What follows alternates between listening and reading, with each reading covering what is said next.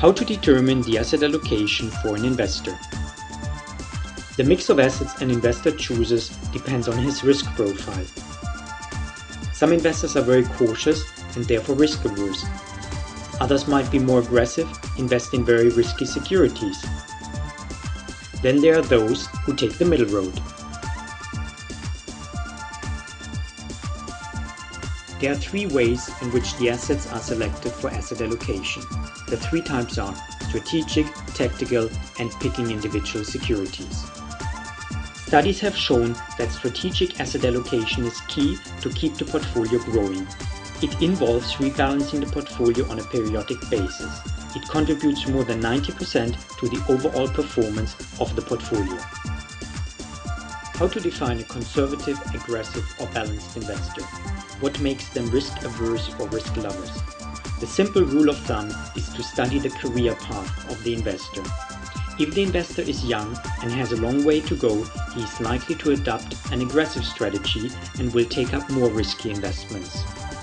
Likewise, an individual who is looking to retire in a few years' time will not take unnecessary risks.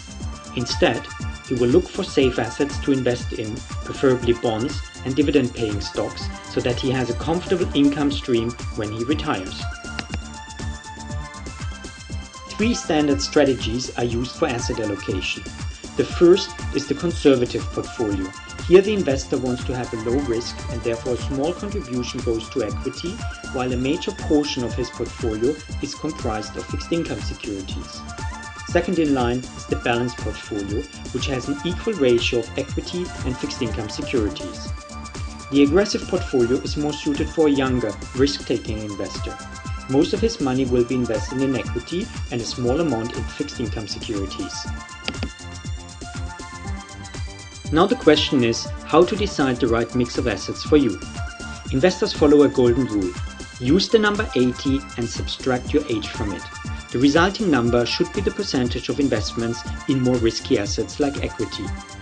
If you are young and 30, 50% of your portfolio should comprise of risky assets.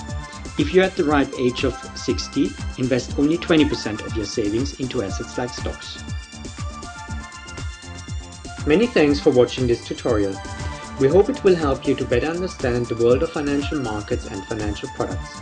For further tutorials, please have a look at our website www.myfinancetutor.com. This tutorial is purely for information purposes. If you are interested in specific products, please talk to your financial advisor.